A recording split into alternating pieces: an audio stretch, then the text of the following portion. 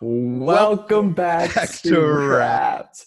We haven't done that in a long We time haven't, and together, but it's fine. I wonder later when we check that audio if it's actually going to work out because you know I how like doubt it, but I doubt it, but sorry we're if like your here. ears just got like murked, but RIP headphone users. at least we tried to like put that onto like a physical thing. But We out here. New backgrounds. yeah, new backgrounds. I didn't use one Same last week. rooms. Same rooms, new backdrop. New backdrop. But New anyways, music. new music. Exciting times. Anyways, welcome back to Wrapped, everyone. I'm Colton Hinderleiter, and this is my name's co-host. Ryan Key. That's right. And on this week's episode, we're going to be covering all music that released between May 9th and 15th. So a lot more consolidated than the last episode, which was 9 weeks. We're back to the 1 week basis, which honestly is a lot better because last week was kind of overwhelming, but it was a lot of fun. Hectic. It was a lot, but this is like a much more concise, basically. There's a lot of remembering things that I thought I had forgotten. And I was like, oh, yeah, I did it. I am correct. This did come out in this time frame and not in 22. Yeah, for real. Like I found something I think the other day and I was like, this is new. And I was like, nah, it's not. It's not. Also, I need to give a quick shout out. I just got a text from the boy Troy and he said, remind me at noon that I'm going to get lunch with David. Oops, sorry, that was an accident. I'm still going to remind him though. Please do. This is like, yo, please do. You gotta go get lunch with your boyfriend. I'm going to text him and remind him that. Please do. Yeah, we need to text him at the same time. It's like, hey, get lunch with David. Yeah, at 11:30 though, just be like, hey, this is your 30-minute reminder that you need to get lunch with David. I'll do the 15. That's great. We'll give him 5 too. We'll give him places and everything. We'll just make it a whole theater event. Oh my gosh, very funny. Speaking of which, I feel like we need to just start this off with a brief moment of silence for the Tony Awards. Oh, and not only that, we're losing the Tony Awards, and if those unfamiliar with the Tony Awards, those are the Grammys for the theater world. Mm-hmm. And both of us have watched the Tonys together and kind of taken our taste from that a little bit. Not really weird. But this year, due to COVID-19, CBS is understandably canceling the Tonys. And instead of just letting it be or showing any musical except for Hairspray, any musical movie or live stage production or just a best of they could have run a series, just the best of the Tonys, gone through the host. Honestly, literally a documentary. They could have had Neil Patrick Harris do what Will Arnett did during Tiger King. Just Zoom call it. Literally. Anyway, they decided that they were going to do a Grease sing-along to replace the Tony Awards. Trash. And I'm not saying that I'm upset. I'm not saying that I'm disappointed. I'm not saying that I'm angry. I am shocked. I am in awe. Fair. That's fair. Have been bamboozled. I've been bamboozled. I feel like that Stephen A. Smith meme, if I'm being completely honest. But just a brief moment of silence for that day that I was a little looking forward to, because it was it'd just be cool because they showed the clips of from Grand Hotel, which is a show that I didn't even know about. Mm-hmm. And the guy tap dancing and then just sliding around on this ballet bar like he's made of rubber. And I'm like, you could have educated people. So people might have stopped making fun of theater kids for 15 minutes until they see a bunch of theater kids in a Denny's singing their really crappy version of Red and Black from Les Mis or whatever they decided to do that year. But anyway. Dang. Yeah, that's actually... Yeah, I honestly, when they announced that, I was like, hold up, wait. I honestly didn't even think about that because I just was like, Tonys are happening. Yeah, it's just a given. Just as I thought, was is it going to be a Zoom call and we're just going to announce the awards? Yeah. So my question is then, what happens next year? Are they going to include... The season's just going to start. Well, there wasn't that many... There wasn't that many shows. New shows. Yeah, it's true. Because I think all of the new shows were about to debut or in the process of debuting. Literally. Because Sing Street was about to debut and they were like, well, that was also off Broadway. So it was also off. They were going to transfer next year. Yeah. So I think they'll probably just start the season on September 6th when they return. And it'll be go time from there. Yeah, that makes sense. It just was, I agree. I was like, there's so many other options. But it's So probably, and it's funny too when you think, okay, we're gonna do a Grease sing along on TBS, and then Disney's gonna be like, yeah, we have the Hamilton film, Just like just they like could. Oh my dominated. god! Just CBS probably could have done that. They could have just been like, "Hey, we could debut Hamilton here." But then they probably like went snooping, like, wait, Disney has it? Man, shit. No, what are we gonna combat this with? Grease, a sing along. Grease. You did a good. Grease. You said a good point though. It could have been Hairspray. Hairspray would have been worse. Yeah, but like, even if you go beyond like the Disney property musicals, which we know would translate well, like if they did a Lion King broadcast, they could have done like taken any of the shows from the past that I know they have archive footage of, and shown one of them just to be like, this is theater. Like they could have done a cheap one and just shown like the 20th anniversary of Les Mis. That's also true. Nick Jonas in it. That's your selling point. Yeah. I mean, literally. But I mean, hey, Disney the lost one. Like Frozen ain't coming back. Yeah, they're not hurting. They shouldn't have put Frozen up there in the first place. No, that's my personal opinion. And as a result, like people think that they're gonna put Beetlejuice in there because like they got kicked out of their theater for some other show.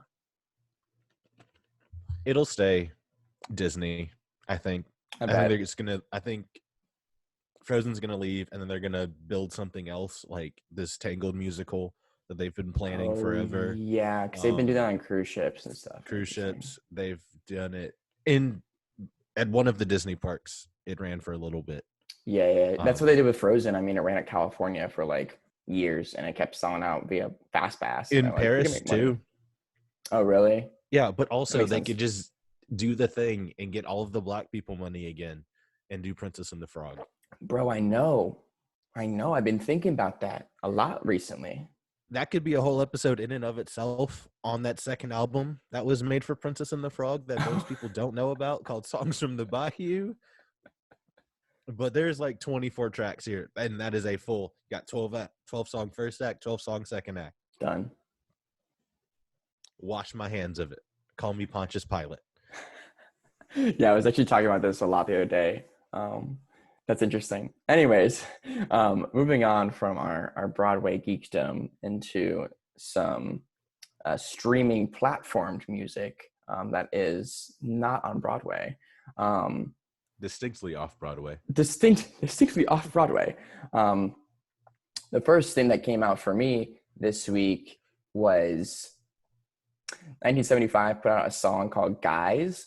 And I honestly thought that it was going to be like Matty Healy just talking about how he's like pan or whatever sexuality he is. Yeah. Because he said it's the inverse of the song Girls from their like first album. And I was like, okay. But then it turns out if you look at this picture, that's all of his bandmates from like way back in the day. And the whole song. Is that like the first iteration of the 1975? I think so. It's like an old photo. Like I don't know when exactly it's from. Like they've been doing this since like 2002, so they were like kids.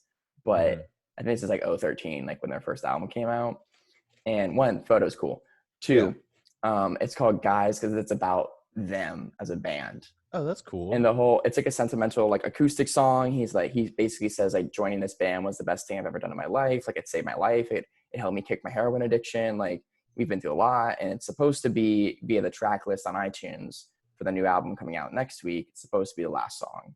Okay. Which is dope because one, who releases the last song from their album? Like no one.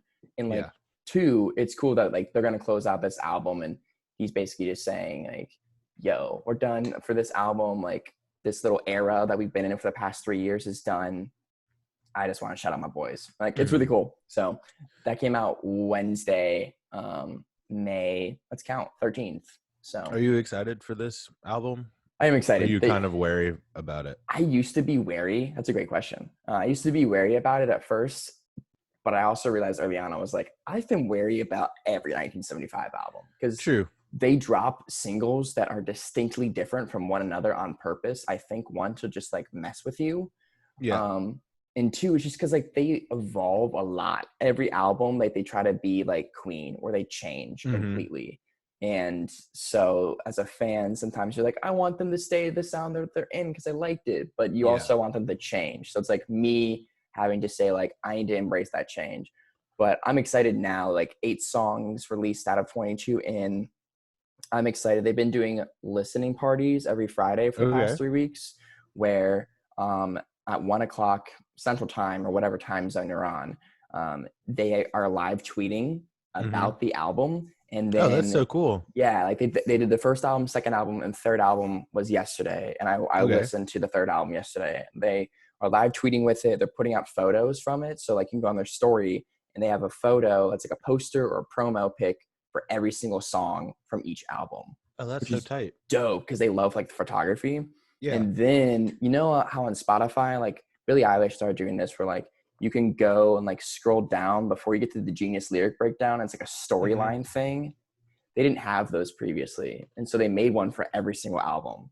Oh, that's so cool. Yeah, it's really cool. You that's can go really on cool. You can go into each song and they'll have like picture backgrounds, which one is cool. And then he'll talk about it's all written by Maddie. So he'll talk about how they made the songs, and it just gives you like more insight into the albums. And like that as a fan has got me like hyped up. I'm like, oh yeah, like I actually feel like I understand the third album much more almost 2 years later now than I did at first. The third one is my favorite. I think it's the best one. But now I'm hyped for this fourth one because it's supposed to be the second part of the third album. It's all together, right? It's all this. Their third album came out our sophomore year. It came out November 2018, but the second album, you're right, came out our sophomore year. Okay, because I remember hearing about them more because I knew Chocolate. Yeah, because everybody knew Chocolate. Yeah, and then I remember you and Troy started showing me their new stuff, and I was like, this is cool. And then y'all got mad at me because I confused them with Walk the Moon, and I still stand by that mistake. I think they like kind of did sound similar at that time before Walk the Moon and them each made their third albums. But the second albums are kind of similar sounding. I do agree. But Troy took me to see them our junior year. At the BJCC, right? Yeah, he's like, hey, I have a ticket like the day before Thanksgiving. And I was like, oh, the 070 Shake. Yeah, I know 070 Shake opened, which was such a weird dichotomy of opener. But we went and saw them and I was like, they were really good. And I liked the second album a lot. And then the third one came out and I was like, this is fire. So I'm hyped for this one. It should be interesting. I think it's going to be weird as hell, but I think I'm going to love it. Oh, I'm glad. We'll talk about it next week. When it comes out. An album that did come out that I think we need to address as soon as possible. What's up? Is by I knew it. The guy himself, Future. So I knew it. This is his 32nd release. Yes. Total. This is his 8th album. Also, this album went gold in 0 seconds. Oh, it went gold? I didn't know that. It went gold as soon as it was released. That's honestly bonkers. Because of the success of the Drake song. That's real. I can see that. Which also, shout out to the Drake song for being on here on another project. So it's going to go diamond by yesterday. But so honestly, I kind of really like this album. I did not hate it. It is not trash. Yeah. The best section of me was Touch the Sky, Solitaires, and Riding Strikers. 100%. Just for me personally. The beginning section completely was great. Yeah. That just felt to me the most Future. Yes. I wanted to like Trillionaire, but I can't get behind Youngboy Never Broke Again. I agree. I didn't really like Trillionaire that much at all, to be honest. I thought Harlem Shake with Young Thug was hilarious. I was listening to it and I was like, did they really title this shit Harlem Shake? Yeah, well, it was a dance. Yeah. Before the Bauer song. But I was just took over the world. Just thought it was hilarious. And it reminded me of like the Childish Gambino line. It's like, white dude's Harlem Shake. Yeah. It just I died at that. That was funny as hell. But this is one of my favorite Future projects overall, I think. Because it's not him just kind of dancing around the fact that he's a trap legend. It was him like fully embracing the problematicness of himself while still somewhat being like, I'm sorry. I will say it's so much better than Save Me, and it's so much better than The Wizard. And I think it's better than Beast Mode, but also it's throwback to him doing Super Slime. Yeah, Super Slime, but it's not better than Hendrix. It's not better than Hendrix. Or the mostly one because that. This one was distinctly lacking The Weeknd. And I know that The Weeknd isn't the end all be all for music, but having The Weeknd and then not having The Weeknd, it's like, dang. And there was a couple times where I felt like The Weeknd could have offered something, like just like even if it was like rapping Weeknd, like we got on Low Life, where he. Well, Life was better than Coming Out Strong. Yes, but 100%. Low Life is also one of the best songs Future will ever put out. I also agree with that. I mean, we're still referencing it on like Heartless. Yeah. Low life for life because I'm heartless. Yeah. I agree with you. I liked I thought High Off Life, like it was a surprise drop. Like he announced it Thursday. It came out Friday, May 15th. It was like, that makes sense. Well, he was also like going through some things on Instagram with like his baby mamas, which if you haven't looked at his Twitter feed. I haven't. And just watched him thank 9 different people for Mother's Day. Because he has hilarious. 6 kids with 6 different women. Oh my! It's so many. Possibly more. He probably has. Oh, he definitely has more kids. Because someone said it was like Future's is like Future's baby mama comes forward and he's like, I don't know, probably mine. Okay, who knows? Yeah. It's like that movie with Vince Vaughn about the guy that has so many kids. He was a sperm donor and had 100 kids. Future out here like actually donated his with sperm. A weak pullout game. That is just the end of the day. You cannot talk about his pullout game being strong. Yeah. This was not for kids. This episode is not for kids because we started with Future. True. Yeah, like I honestly like there were some interesting features on here, like Travis Scott, Solitaires. Yes. Fantastic. I mean, it's Travis Scott. He doesn't make a bad song. We all knew that was going to be given. I liked the Young Thug song. I thought Lil Uzi was good. Uzi was good. Uzi was good on this. Uzi was very good on this. Everyone, if you listen to the radio ever, you've heard Life is Good. I still think it's a good song. It is. I like it. I love the beat switch. The beat switch. It gets me every time. It's so good. Yeah. Especially when Future comes in with that ooh flow. I call it the ooh flow. It's like the A flow, but instead of saying A, you just ooh. Ooh. Ooh. Ooh. Yeah, no, it's nice. It's a good. I like that song. The remix to Life is Good has already been out before, but he put at the end is like I feel like it's like a bonus song. It has the baby and Lil Baby on there. Honestly though, Lil Baby slap. Like he does. He had bars on that song, and I usually would never say that. He's grown on me. I agree. Like I did that stupid song challenge on Instagram. Yeah, it was and stupid. The song that I put on I'm doing one right now too, which I need to do today's, but it's EDM based. But these things are so dumb and I hate them. But the song, they were like, one of the categories was a song that you used to hate. And I put up one of Lil Baby's songs because I honestly used to hate the sound of his voice. Yeah, I did too. But it was, it might have been Yes Indeed. With Drake? No. What song is it? Is the one with any of the Migos on there? No, it's just him. And that's why I liked it. Interesting. I'll remember it. I'll probably remember it later on.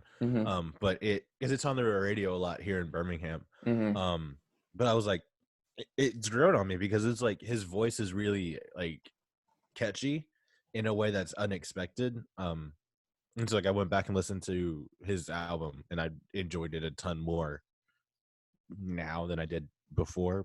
But I don't know why I didn't like him really. Yeah, I agree, but I thought he had bars on this. He impressed me. Like the Baby was fine, but Lil Baby like really brought it, and I thought that was good. This album was fine. Like it is not trash. Like I went into it and I was like, oh my gosh, like I think it's too long. It's an hour and 10 minutes, 21 tracks. That was the only thing. It got too repetitive.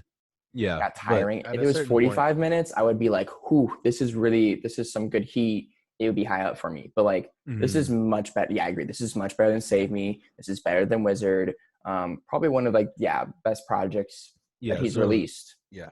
It's a solid project. I don't listen to it and say, bruh, I'm tired of hearing this man's voice. It just began to sound repetitive, but some of the beats on this album were really strong. He had some cool producers on, like he had Mike D and stuff. So yeah, I would suggest everyone, if you're a fan of rap, go listen to this. Or honestly, if you've never listened to Future, it's not a bad intro to him. Yeah. It's a pretty solid intro. And then go like listen to Pluto. Yeah, Pluto 3D. This is a good like starter kit. Mm-hmm. Because I think it's a good starter kit. And because by the time, I feel like if somebody listens to this first, by the time they get to Karate Chop way back when, they will be either fully invested or just completely done. Yeah. So like this is a good way to like form your opinion of Future. Yeah. So that was cool. I'm gonna continue my kind of oddly band heavy roster this week with a new single from LANY. Yeah, they came with a new song yesterday. They had like no promo. I heard about it on pitchfork.com. But it's called Good Guys. This artwork is very interesting. I don't really know what's going on here. And they're continuing this whole lowercase thing. But it's the first song that they've released as like their own since the Julia Michaels OK song from last year. Oh, okay. So it's been a year since they released, which I think is going to be a single. It's a good song. Like it has a drop that like really works for it. It feels like a teen movie, but it doesn't feel cheesy. Like it's good balance. I love LANY. Even like when I don't think that they do amazing stuff, I still love their sound. It's always chill. It's always great to cry to drive at night to, or to just throw on when you're hanging with your friends and you kind of want to hear music, but they're also talking really loudly. Like they have definitely a purpose. So hit up Good Guys, especially if you're into bands. I'm gonna kind of go off of that and do another band that put out an album called Like a House on Fire. I knew it. I was gonna say Asking Alexandria. Asking Alexandria. I haven't listened to it yet. Is it good? I did. It's very different from even their self-titled album that they put out last year. Which I really loved the self-titled. It was definitely poppier. Yeah. And this one is definitely a more kind of hard rock and roll leaning than the super scream heavy things that we've gotten from them before. That being said, I think it's some of their best writing. I listened to House on Fire. And it was really good. Like I was really impressed by it. All due respect. Excuse me. Apologize for coughing. Take some time. One Turns to None is really good, and then The Violence as well are my favorite tracks from this. But I love Danny Warsnop's voice in general. It has like this intensity that kind of just fits with this band and with this like idea of what Asking Alexandria is. And this is just also your gentle reminder that they tore up Zydeco here in Birmingham. And that is a wonderful video to watch. But I enjoyed that album. Yeah, like I'm gonna listen to it. Like I saw it came out and I was like, I added it to my list. But I listened to House on Fire this morning and I was like, okay, because I was like, I put it on here. I was like, I knew we were gonna talk about it, so I was like, I need to like get into this a little bit. Yeah, Aaron sent it to me. Our friend Aaron Jerkins. Oh yeah, like shout out. Big Ask Alexandria fan. Yeah, he sent it to me. He was like, "It's really good," and I was like, "I'm down." It's really good. It's really good. His voice sounds nothing like that. It does not at all. It sounds southern. All right, we got to talk about some heat. All right, I'm gonna pivot. Right. Pivot to the rap game. Okay. Yo, this was let's go a cultural moment because one, the song came out and it slapped, and then two, the music video was amazing. Nuts. And then Will Smith responded to it on Instagram via a video, and that was really cool. But there was no headway that he was going to release this. And then just Friday, it just appeared, and I was like, he got Will Smith? Dude, I was like, yo. Made me so happy when I saw this. Same. But just, bro, Will Smith has bars still. Oh. It was bonkers. Oh, my God. What was the cursing line? I sold 60 mil. I'd have to curse without saying a single bad word. I'd have to curse to keep it real. Yeah. And that's That why I completely butchered that, but that was my favorite line that he that's said. why there's no explicit here. Oh, because Will he doesn't need to curse. He made a point of not Uh, cursing, and then Joyner was like, I don't know if there's curse words in the original version of the song, but if there Not was, really. no, I don't think that there was. Um, Because if we go if here, if there was, like a damn.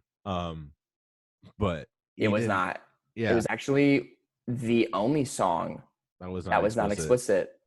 Could that be on purpose? Yes. Yeah, that's cool. Yes. But no, this was crazy. Will like literally like it was an interesting remix because it's literally just Joyner doing his hook at the beginning and end, and then it's a Yeah. minute and a half of Will Smith Just Will. bars, Yeah, which is and it nuts. was nuts because last time I heard him on He also something, switched flows a ton yeah, he did like as three well. or four flows. But the last time he did something that I had listened to that was newer was when he was on Logic's last album. Hmm. And that was good. He was really good on that. But this was crazy. Like literally, I was This sitting here was just like, what? Like the things he was saying, and like I just love how he was like, yeah, we didn't have streaming. Like I made 60 million off pure copies, like actual back when people didn't CDs. have 60 like 60 million records sold. I was on fire. I ain't even need a grill. Did it all with no cuss words. I ain't have to curse to keep it real. Me and Jazz in the late 80s writing rhymes, making tapes daily.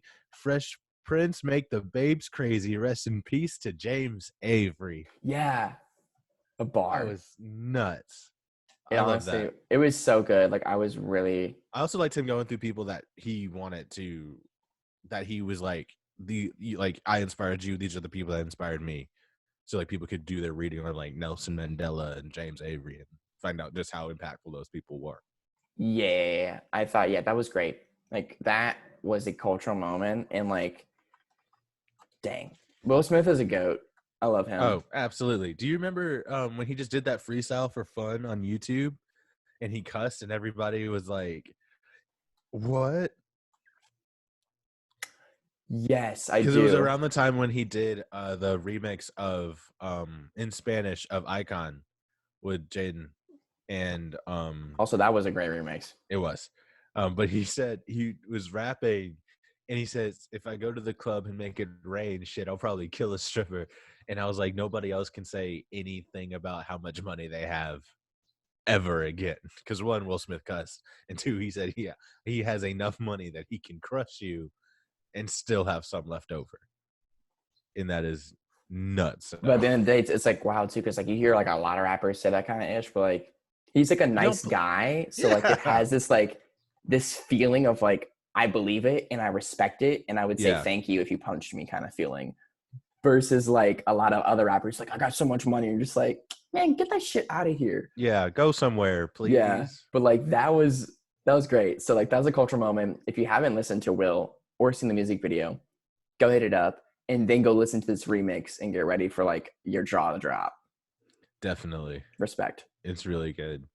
All right, so the next single that I would like to talk about comes from a very near and dear place in my heart, and it is Rags Too Yes. Skinny. That was gonna be my next one. That's great. So Rags Too Skinny is the new song by the Migos. In this feels like it's coming from Culture 3. This Yes, felt like they were like 100%. fully rapping. Takeoff might have dissed 6ix9ine on here. Oh, I didn't catch that. Oh, you're talking about how he has all these jewelry, but he's scared for his life. Oh, yeah, you're right. And also it was hilarious after this came out, seeing everybody be like, Takeoff is the best Migo. And I was like, I mean, we tried to tell I mean, you. like we've said that for a long time. This is true. And I really enjoyed this. I did too. It makes me happy that it felt like all three of them were working together. Yeah. Where it felt like on sometimes it was like Culture 2 had like sections where it was like, this is the Takeoff section, this is the Quavo section, that also was the Takeoff section. Yeah. And then this is the Offset section. And this one felt like Taco Tuesday did too, where it was like the three of them like bouncing yeah. off of each other again. Because they were doing ad libs for each other, which they had Loki stopped doing in a few of their releases, which kind of took the fun out of it. Yeah. In a way, because the fun of the Migos was them going bleh, over somebody going like, I went to the store, got me a bagel. Like it was just Sesame. part of the fun. And they just like, and it felt good to kind of hear that again and kind of feel. And the video, I thought the video was really cool too. Yeah, the video was cool because it was super simple, like nothing like outrageous. It wasn't like it was better than Stripper Bowl, which is honestly the new standard. Yeah, liking one of their songs. Yeah, for real. But no, I'm excited. Like I think that was good. Like with 2 releases in like the past 2 weeks, like I'm feeling Culture 2 coming on. GQ just posted like an article of like them talking to Offset about like basically Culture 3. And it's coming, and it's cool because it's like it's been a minute. It's been over 2 years, and then they released that, and then a whole run of solo projects, neither of which were that amazing. And so that's when we're all like, the Migos need to go back to working together. And so now and it's I think like, they kind of got that too. I think they did too. They kind of of went out and explored like their avenues. I think they're still gonna do mad features. Oh yeah, I love them as a feature artist. Like they are one of the best feature artists because like anybody, like even though like the Katy Perry Witness album was not good, Bon Appetit still slaps because like she was like, I'm gonna bring in like basically some like godfathers of like Atlanta trap. Cool, and it worked. So I'm excited. I think it's gonna be fire. Honestly, I think it's gonna be better than Culture 2. I don't know about Culture 1 because Culture 1 is a classic. It's so good. I mean, it's really tight. It's really consistent. Like every song is necessary. Every line is necessary. It got nominated for a Grammy. Like it's really hard to beat that. But I would take that. If Culture 3 is the second best project they've ever released, I'll be happy. I also don't think Culture is their best project. Culture's my favorite of theirs. I think it's Culture's my favorite, but I think YRN2. I was gonna say YRN2 is currently my second favorite. Is one of their best, and then that and No Label, because No Label has New Atlanta on it. Yeah. With Rich Homie Quan and Young Thug and Jermaine Dupri. It was honestly one of the hardest flex songs that they could have done at that time. Yeah, but I'm really excited. Atlanta. Yeah, I'm excited. I'm really excited for this, and I feel like it's going to be good to have them back. Yeah, same. Really rapping again. All right, so we're gonna talk about a very interesting album that I haven't finished listening to, but I think it has piqued everyone's interest. Firstly, I forgot this movie was coming out. I thought it already came out because the trailer was like over a year ago, and you and I died at that line about where are we? IKEA. Like that was so funny. I thought it already came out. It's legendary. It literally is legendary. It's such a good line. And then like a week or two ago, they're like, the SCOOB album will be releasing like the same day as the film. And I was like, it's not out yet. But we just got to talk about the different artists on here. I do appreciate its length, only 12 songs, but it's 30 minutes. Thank you. Even though I love the Trolls World Tour soundtrack, that ish was an hour. It is a little too long for me. It was like 20 It was also like it's a musical. Yeah. But so we got Lennon Stella, Charlie Puth. Then we pivot to country for Thomas Rhett, Kane Brown, and Ava Max. Rare Americans. They got Pink Sweats. They got Jack Harlow. Yikes. They got Rico Nasty, Token. What? They got Galantis, bro. Hold on. We're not going to skip over the fact that they got Token. Yeah, they got Token and Galantis. Back to, wow, this is nuts. They got Rehab in Arizona on the same song. Sage the Gemini. Police did, and then Best Coast.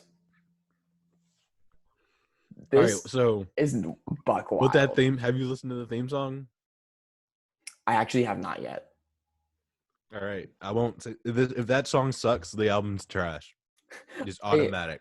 I listened to Yikes and I really liked it. But like I loved it because it was almost like the lyricism of it was like, this isn't a kid's movie, because he took very like good parallels between Scooby Doo and like a rap song where he was like I'm a dog. And then like he's like, she got whiskers and claws, and I was like, what? And he said I got the green and a blue and a mystery machine. And I was like, this is so borderline, just like talking about like drugs and like partying and like rap stuff and like sex, but for a children's movie. And you know what? It works. So like, it's like the censored version of Purple Pills by D12 is Purple Hills.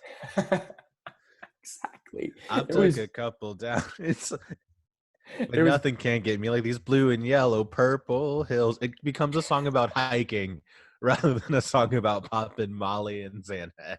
Yeah, it's kind of like that, but I enjoyed hilarious. it. The beat was great too. So, and yeah, Jack Harlow's a goat. So I liked this, but I need to listen to the theme song.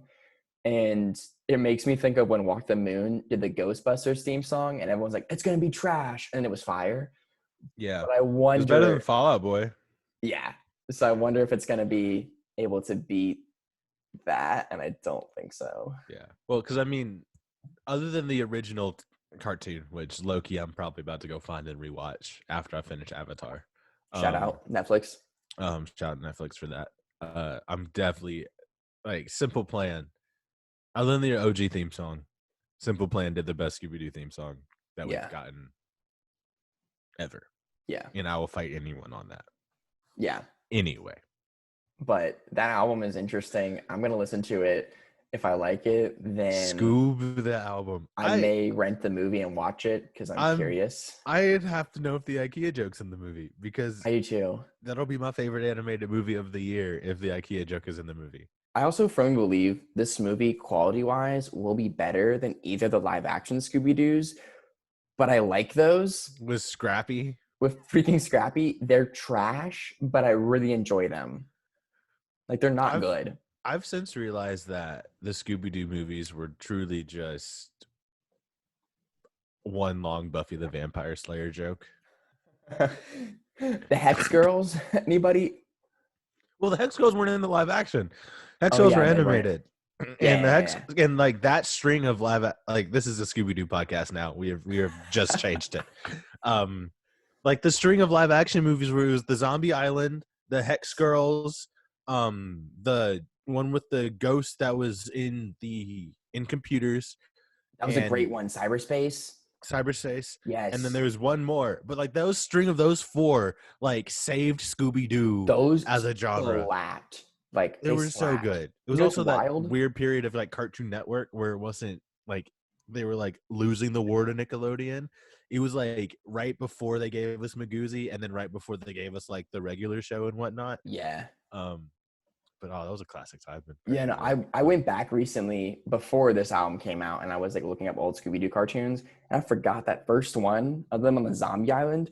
It's one of the few times that the ghost or whatever they're looking for was real.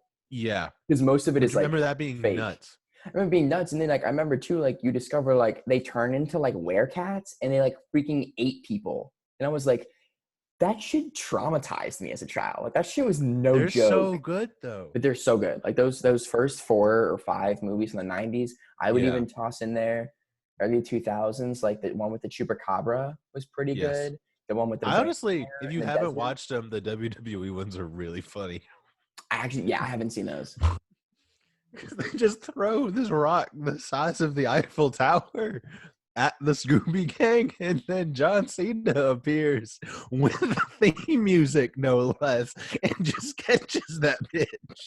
It's so funny. Oh man, Scooby-Doo wilded. He literally just jumps in here. It's John Cena. And he just catches this giant rock. And I'm like, this is unrealistic. This is unrealistic. But you need to watch those because those are hilarious. Yeah, I will. Oh, man. But anyways, that's a Scooby-Doo rant of the year. We're a Scooby-Doo podcast now. Yeah, we're a Scooby-Doo podcast now, everybody. Rap Productions SCOOB edition. SCOOB edition. What do you think we are, SCOOB? IKEA. IKEA. A spaceship, yeah. Such a good times, man. Shout out IKEA. Sponsor us if you can. Where's your EDM app? I haven't seen much come down the line. I figured I would just it was just about to come like boom, boom, boom, boom, boom, boom, boom. And even then I'm gonna start on a lighter note with the boy Jew. and that is ZHU. I'm probably horribly mispronouncing that, but it's fine. Y'all can deal with it. So, song's called Oli. It's him and Tinashe, and it is nuts. It's so good. So a little bit of backstory. Insomniac, who is the production company and promotions company that does EDC Las Vegas, Hard Summer, Middlelands, most of the big festivals in the States. They've been doing live streams during quarantine to give people just some live music. And this weekend, since this was supposed to be EDC Las Vegas, they've been doing a virtual EDC. Yeah. And last night, and the lineup was nuts. It's a really good lineup. It's a little bit of the same lineup that we've gotten every year, and like the same lineup for a lot of these live streams that we've gotten, which was a little weird, but there are other companies like Electric Hawk that are doing a great job showing underground artists. But anyway, I got back from work last night, and the boy Jew was on the stream right before Zed's Dead, and I heard this and was like, yo, this is nuts. I hope the song is out. And he goes, the song is out, by the way. And I was like, hey. So this is the first one. Jew makes what I consider to be dark house music. And I just call it dark house music because it is of a darker ambiance and kind of like a more like fight scene in John Wick idea, you know? Yeah. That's what, to me, it's like, or the Altered Carbon kind of aesthetic. That's the kind of music I think he makes, and this song is really, really, really good. Like, he doesn't make bad music. He's another one of those guys that no matter everything he touches is gold, or everything he releases is gold. But this song is really good, and so that's my ease into the EDM world. And then just to kick it into ultra high gear, there's a label called Never Say Die, and as you can guess by their name, they are usually based in like heavy music. Mm-hmm. And they have guys like Trampa and Must Die and Schism, who started the label, and Mastodon now, who goes by Murata. Sharps has had releases on Never Say Die. But they have a sub label called Never Say Die Black Label, and it gets even heavier. Is it like Johnny Walker Black Label for EDM? It's like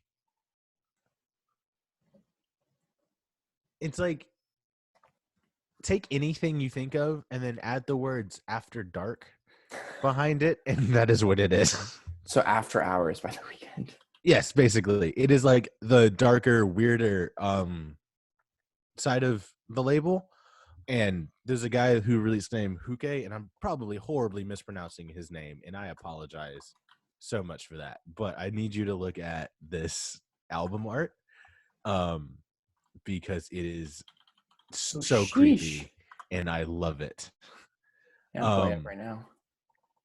And they're also he has a very big theme for all of his music, and it's like super rhythmy, and like he makes like just bang your head, but also oddly in a really creepy, not creepy, but really like morbid and like macabre way. It's super melodic as well, which is not something that you find in a lot of like rhythm and dubstep releases, and especially not like some of the ones that I'm going to talk about later, an artist I'm going to talk about later on.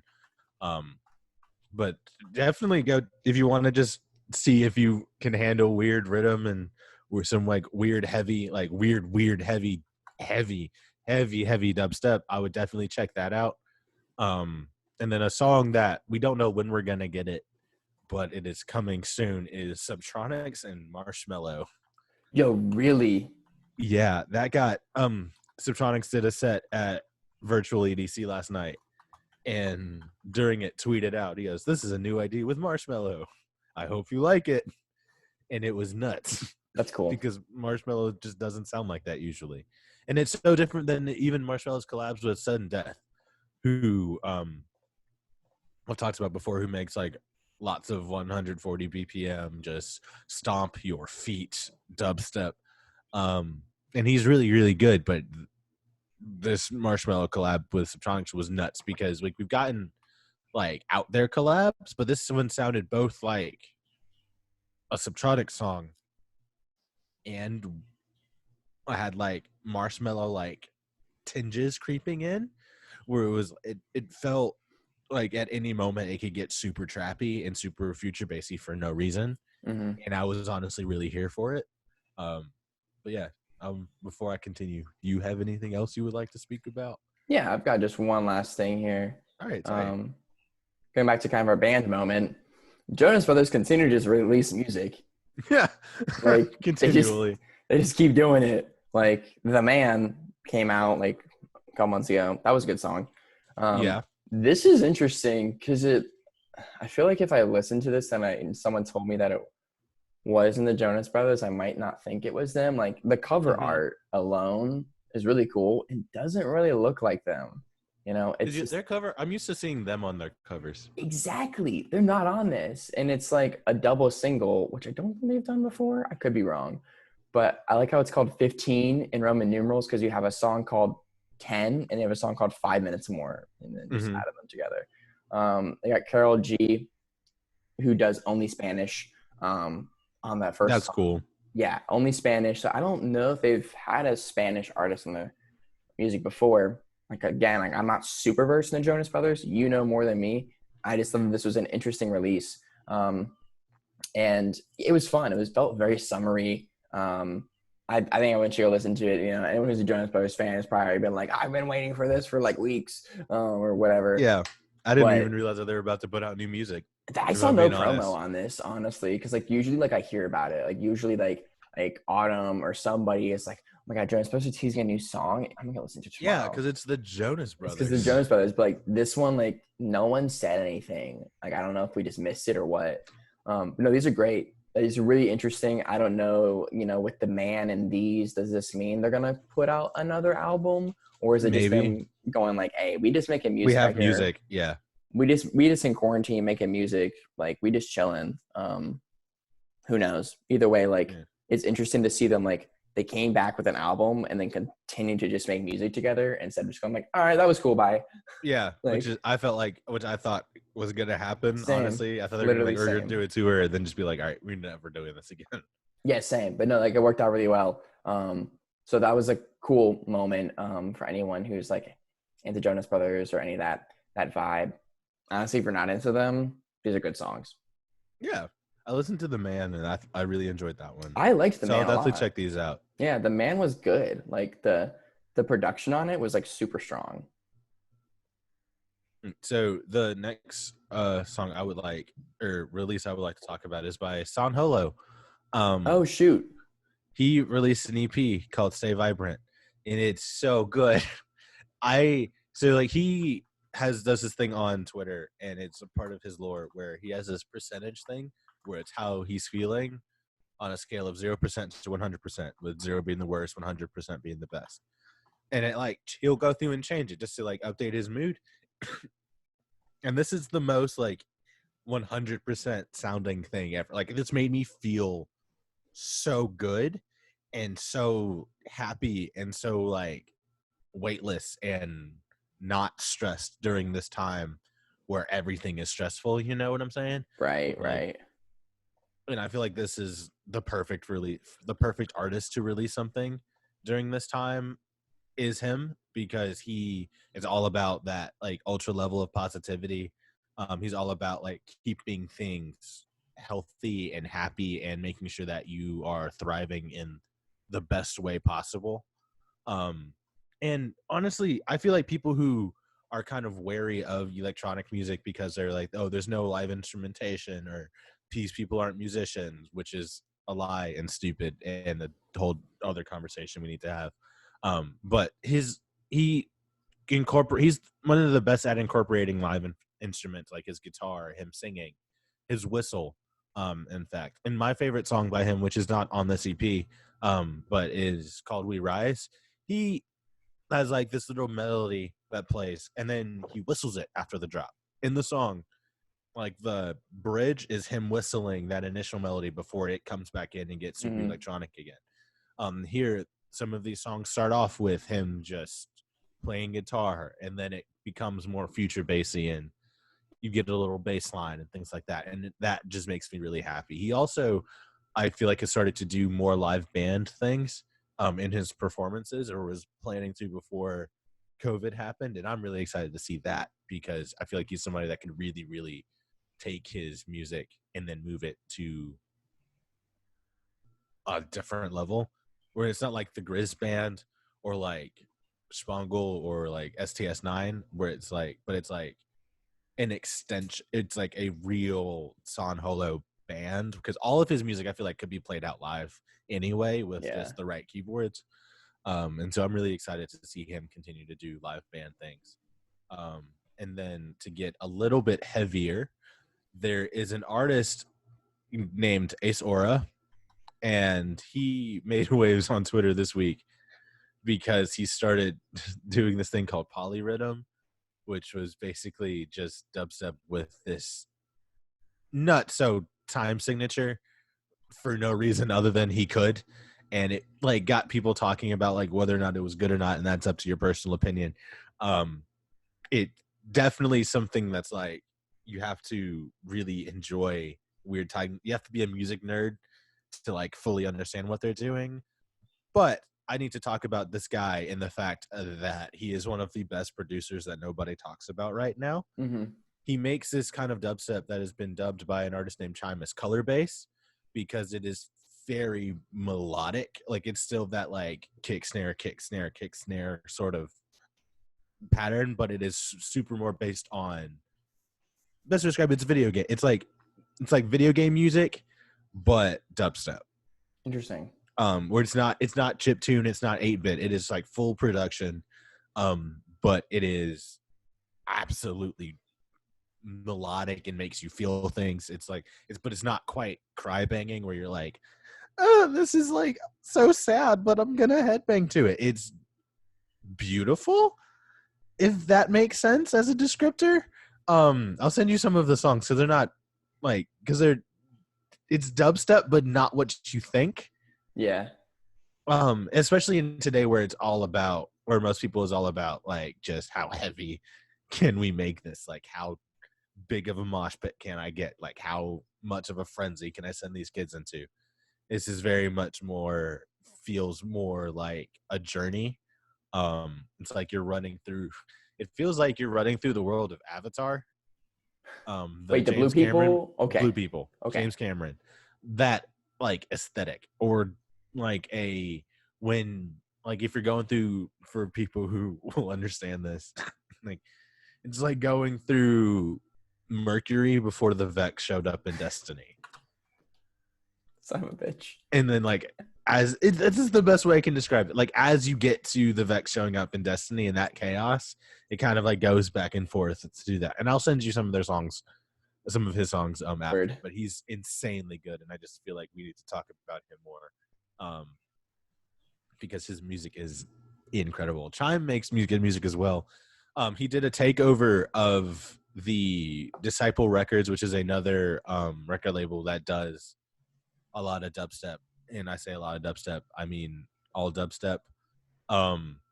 He did a takeover of their playlist called Best of Dubstep on Spotify, and before it ripped, I stole it and called it Melodic Staffers. So this is just Chime's takeover, and it is like full of like all of these artists that I had no idea were like killing it this hard. And it's Ace Aura, guys like Al 5, Hukae that I just mentioned, Chime, Bandles, Dodge and Fusky, Dodge and Fusky make more drum and bass, but they're on the dubstep label. Oliver's, Mode Step. So highly, highly recommend Ace Aura. And then to now get even heavier, and I'm gonna keep sharing my screen because I need everybody to see what I'm about to type in. I am in love with these guys so much, and everything that their label puts out. And also we need to talk about that cover their album artwork. So this is they announced that they are releasing an EP in the coming weeks. called The Futuristic Thriller, and it's named the EP is named for their tour that they just finished doing, and their whole live set from that is on YouTube. So definitely highly recommend going to watch that just for the visuals alone, because they filmed a movie and intermittently laid that movie throughout. And the movie is about this girl named Naomi who is in this cover art. That is she. Uh-huh. And she is fighting against this AI robot. So spoilers ahead.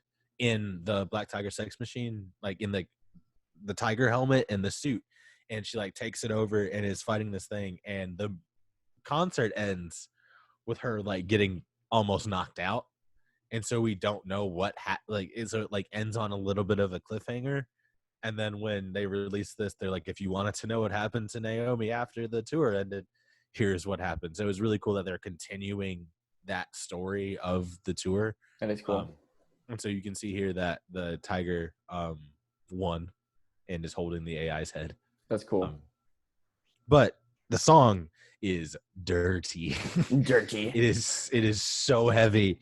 And it's like, it's not something that I usually expect like Black Tiger Sex Machine to do heavy, but in like a very specific kind of way, where it's also like heavy, but it's got that kind of like European bounce to it, where it's like closer, like they do a lot of electro house things, and they do make dubstep, and like they love dubstep, and dubstep is in their hearts, but I always kind of associate them with not as being like just raw heaviness, as more of like kind of like they will definitely take you on a journey.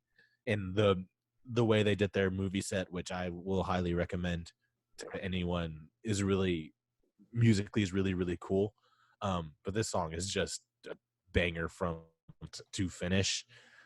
It has one of the sickest drops, and they actually used the drop in a video on their TikTok. TikTok. Where they remixed I think it was SpongeBob. One of the SpongeBob memes. I'm dead. They took that and redid it. I mean, this is really cool. But they have a label. I'm trying to be brief so I don't torture y'all with my dubstep. They have a label called Canny Ballin', and there's a guy on there named Crankdat who Crankdat's been around forever. But he released a single this week called Poppin', unrelated to Jack Harlow. And so it is probably the heaviest bass house song I've ever heard. And I say that loosely because the first drop in that is like bass house, where it's just like jump up and down, like, but it's also dubstep. And then I saw that because I just listened to it on like a playlist, and I was like, this is cool. And then I was on Twitter, and I saw he's like, when you like a song so much that you automatically make 2 different versions of it and then release them both. So they did a VIP remix of it, and oh my God, I thought the original song was good, and then I listened to this and was just taken to like bass head heaven. This is so good, and it's him and a guy named Void (0). I don't know how to say his name. I apologize. But whoever he is, they're incredible. I would definitely recommend listening to both of these together. Because I guess it is a remix of the original, but I feel like together it makes a really, really solid journey from one to the other. And it was definitely pleasantly surprised to see a VIP that is this good. I've never heard a bad VIP, but at the same time, you always like, there's like a heightened expectation when somebody puts out that, like, they're like, oh yeah, this is the VIP remix, where it has to, like, you have to bring it, or why show up at all? And he definitely brought it, and it's really, really good. And then lastly is actually a new music announcement that I found out about yesterday, from Kaiwachi, who I've talked about before a ton because I love him. Sullivan King, who I've also talked about before, and I love him. And Gigi Margie, who are all putting out a song that they said was all going to rip our hearts out and make us just cry, which I'm really excited for, because Gigi Margie is a great vocalist, and we'll get to her in a second. But Sullivan King and Kaiwachi, whenever they make music together, because they're best friends in real life, it's always so much better than it is than like you could hope for in a collaboration. So one, I'm really excited about this. And then like the actual 10 seconds of the song that they've released, you can just feel like this is going to be a Song of the Year contender. And it's also nuts because it's not the song that they've made together that he played when he was in Birmingham, like on his like Demigod sets. Yeah. For that tour, he didn't play this. So like this is something that they just made. Wow. And That's cool. I really, really want. We also know, because they're bad at keeping secrets or great at marketing, that they have an EP together, and I really want them to release it, and I will give them all my monies for it if that is what it takes. And then you got to talk about Gigi Margie, who's I think she is just a vocalist on this track, but she has her own music. She's very good, and I discovered her listening to another Insomniac stream for their Middlelands festival that they did, and she came and threw down this like super like hybrid trap dubstep set, and I was like, this is cool. And so I was like, I'm gonna go listen to her music, and I started listening to her music, and some of it sounds like it belongs like on like a main stage at an EDM festival, and then sometimes she sounds like she needs to be on tour with the 1975 or insert any pop artist here. And it's like I was like I kept like was like, who am I listening to? And she like collabs with like Nightmare and Jaws, and then puts out her own music that is like just as good, that's like completely different and completely out of that like vein. And I'm like, this is lovely and weird and heavy, and I like it, but also who are you?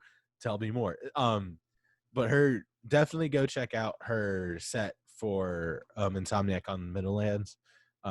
It's really cool, and it features her own music just as much as it features like other people's, and I thought that was really, really nice. That's all I got for right now. Yeah, same. I was hesitant to mention this because it's older,